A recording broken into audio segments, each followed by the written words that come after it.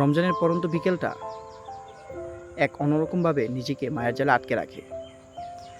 সবার মধ্যে এক অন্যরকম ফিল দেখা যায়, যেটা রমজান ছাড়া বাকি মাসগুলোতে দেখা যায় না। রমজানের বিকেল মানেই বাড়তি একটা আনন্দ। সবার মধ্যে অন্যরকম এক হাসি দেখা যায়, যেটা বাকি 11 মাসের মধ্যে দেখা যায় না। ধনী গরিবের বৈষম্যটা এই সময়টা দেখা যায় না।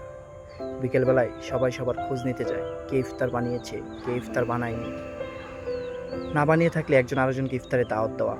এভাবে রমজানের বিকেলটা সত্যি অসাধারণ ও সুন্দর হয়ে ওঠে। সত্যি বলতে রমজানের মতো এমন বিকেল বাকি 11 মাসে আমরা পেয়ে থাকি না।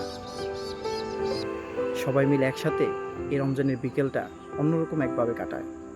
সত্যি রমজান মানেই যে আনন্দ, রমজান মানেই যে আমাদের এক অন্যরকম ফিল, সেটা রমজান না আসলে বোঝা যায় না। আর রমজানের বিকেলটা তো সত্যি অসাধারণ, সেটা তো বলে বোঝানো যাবে না। তাই তো রমজানের বিকেলটা একটু বেশি সুন্দর হয়ে থাকে।